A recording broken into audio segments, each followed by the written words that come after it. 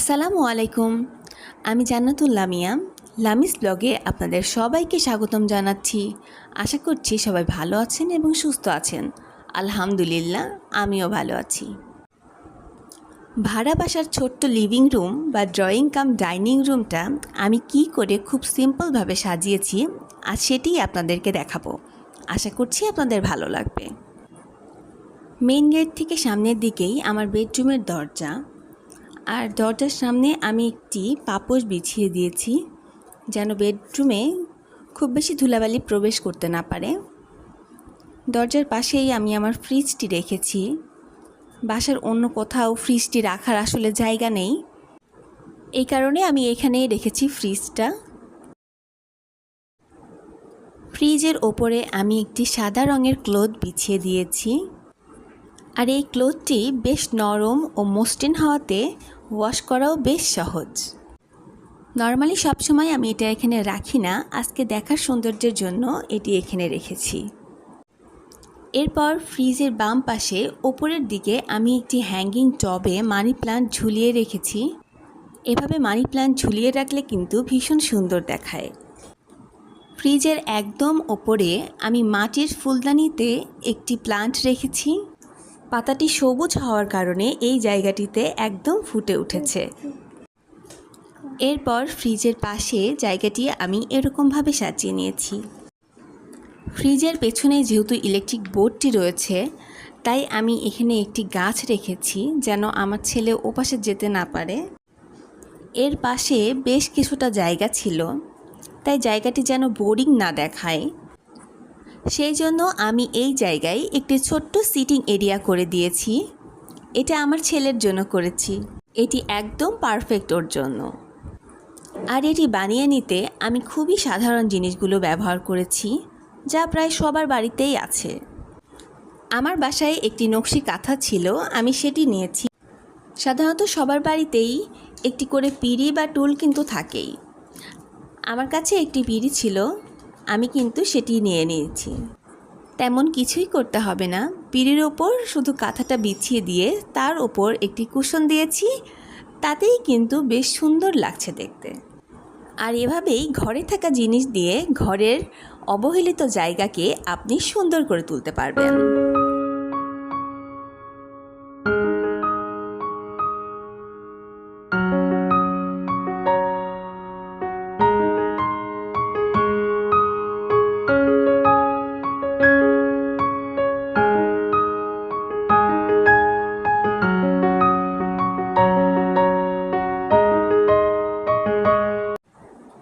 এরপর এই পাশের জায়গাটিতে আমি কিছু গাছ দিয়ে সাজিয়ে নিয়েছি।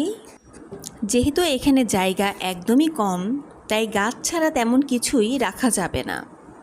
সেই কারণে আমি এখানে একটি টবে মানি প্লান্ট রেখেছি, আর এর ঠিক অপর পাশেই একটি কর্নার রয়েছে। আর এই কারণে আমি ওই পাশটাতে একটি লম্বা গাছ দেওয়ার চেষ্টা করেছি, যেন গাছটির পাতা চারিদিকে ছড়িয়ে থাকে এবং জায়গাটি একটু ভরাট দেখায়।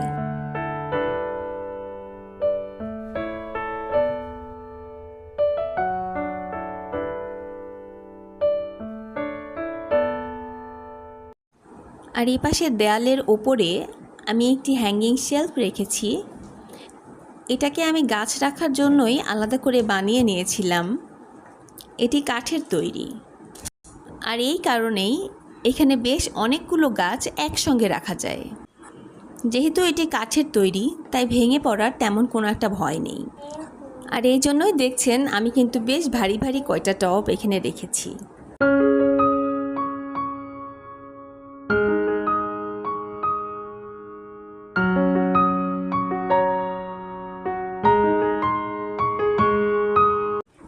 এই শেলফটিতে আমি একটি শোপিস রেখেছি, যা এই শেলফটির শোভা বাড়ায় এবং আমাকে একজনের কথা মনে করিয়ে দেয় সব সময়।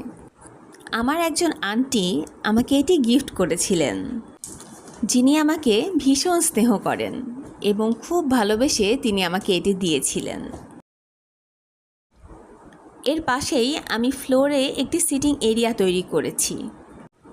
আমার রুমের রং যেহেতু একটু গাঢ় রঙের, তাই আমি এখানে বেডশিট, পিলো কভার ও কুশন সকল কিছুর রঙই সাদা রাখারই চেষ্টা করেছি। এতে করে দুটি ব্যালেন্স হয়ে যাবে। এদিকে পর্দার জন্য কিন্তু পেছনের পিলোগুলো দেখাই যাচ্ছে না। রুমের রং গাঢ় হওয়াতে আমি এখানে পর্দার রংটাও একটু হালকা রঙের মধ্যেই রেখেছি, তবে রিয়েল কালারটা এখানে শো করছে না। আমি জানালার দুই পাশে পর্দা দিয়েছি এবং একটু ক্রিয়েটিভ দেখানোর জন্য আজ আমার সাদা রঙের দুটি ওড়না একসঙ্গে বেঁধে ওপর দিয়ে ঝুলিয়ে দিয়েছি। আর আমি এখানে লাল রঙের একটি নেটের পর্দা দিয়েছি। এটি আপনারা 99-এ গেলেই পেয়ে যাবেন। আমিও একটি 99 দোকান থেকেই এটি নিয়েছিলাম। আর এই যে দেখছেন, জানালার মাঝ বরাবর একটি কাচের বোতলে মানি প্লান্ট রেখে সিকাই করে ঝুলিয়ে দিয়েছি আমি এখানে। এই সিকাটি 3 বছর আগের বানানো। আমাকে আমার আম্মু বানিয়ে দিয়েছিল এটা।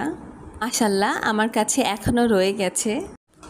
এইখানে পর্দাতে হালকা অফ হোয়াইট ও নিচের ফুলের রঙগুলো হালকা একটু স্কাই কালারের, কিন্তু ক্যামেরায় তেমন একটা ভালো বোঝা যাচ্ছে না, কিন্তু মাশাআল্লাহ আমার কাছে এটি ভালো লেগেছে।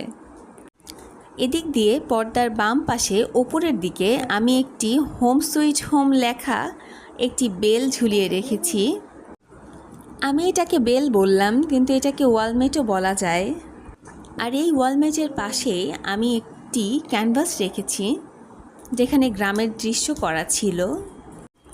আর এটি আমাকে একটি ছোট আপু আর্ট করে দিয়েছিল, আর তারপর আমি এটাকে বাঁধাই করেছি।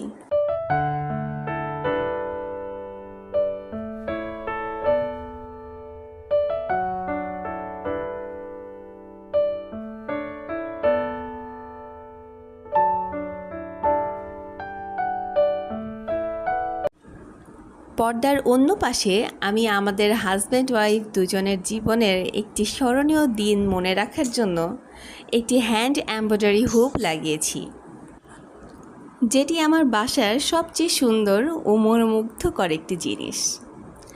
এটি আমি একটি অনলাইন পেজ থেকে নিয়েছি। পেজটির লিঙ্ক আমি ডেসক্রিপশন বক্সে দিয়ে দিব, চাইলে আপনারা পেজটি ভিজিট করে দেখতে পারেন। এরই নিচে আমি একটি শল বিছিয়ে তার ওপর বই, ক্যান্ডেল ও চায়ের কাপ রেখেছি। যদিও এখানে চা ছিল না, শুধু দেখার সৌন্দর্যের জন্য রেখেছি।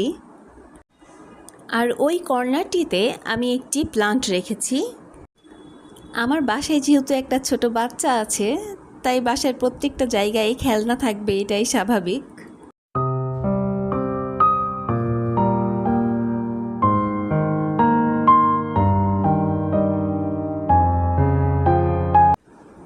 আমার বাসার লিভিং রুমের ফ্লোরে সিটিং এরিয়াটা আমি এভাবেই গুছিয়ে নিয়েছি। আশা করছি আপনাদের কাছে ভালো লেগেছে। আর যদি ভালো লেগে থাকে তাহলে প্লিজ একটি লাইক দিয়ে ভিডিওটি কন্টিনিউ করবেন। আর যদি কোথাও কিছু ভুল বলে থাকি তাহলে প্লিজ সেটি ক্ষমা সুন্দর দৃষ্টিতে দেখার চেষ্টা করবেন আপুরা। আশা করছি আপনারা বুঝতে পারবেন। এরপর সিটিং এরিয়ার ডান পাশে আমি আমার ডাইনিং টেবিলটা রেখেছি। 4টি চেয়ার এখানে দিয়েছি ঠিকই, কিন্তু এটি একটি 6টি চেয়ারের টেবিল। জায়গার স্বল্পতার কারণে আমি এখানে 4টি চেয়ারই দিতে পেরেছি। পরবর্তীতে আমি আমাদের প্রয়োজন মতো আরও 2টি অর্ডার করে নিতে পারবো ইনশাল্লাহ। টেবিলের ওপরে এখন তেমন কিছু আমি রাখিনি, শুধু দেখার সৌন্দর্যের জন্য 2টি প্লান্ট রেখে সাজিয়ে দিয়েছি। আমি আপনাদের দেখার সুবিধার্থে টেবিলটি আরও একবার ভালো করে দেখিয়ে দিচ্ছি। এটি সেগুন কাঠের তৈরি। এটিতে লিকার বার্নিশ করার কারণে এটি পরিষ্কার করাও বেশ সহজ। টেবিলের ওপরের দিকে আমি গ্রামীণ পরিবেশের একটি ছোট্ট পেইন্টিং ঝুলিয়ে রেখেছি, আর এর সঙ্গে একটি আর্টিফিশিয়াল পাতাও ঝুলিয়ে দিয়েছি। এখন দেখতে বেশ সুন্দর দেখাচ্ছে। এই ভিডিওটি যদি আপনার কাছে একটু ভালো লেগে থাকে তাহলে আপনি আমার চ্যানেলটি সাবস্ক্রাইব করে রাখতে পারেন। এতে করে আমি যখনই নতুন কোনো ভিডিও আপলোড করব সেটি তখন আপনার কাছে পৌঁছে যাবে এবং সেটি আপনি সবার আগে দেখে নিতে পারবেন। এইবার আপনাদের আমি আমার লিভিং রুমের সিটিং এরিয়া ও ডাইনিং রুমটি ভালোভাবে দেখিয়ে দেব। এবং আজকে এই পর্যন্তই, আজকে বিদায় নিচ্ছি। দেখা হচ্ছে পরের ভিডিওতে ইনশাল্লাহ। ততক্ষণ পর্যন্ত আপনারা সবাই ভালো থাকুন, সুস্থ থাকুন, আমার জন্য দোয়া রাখবেন। খোদা হাফেজ।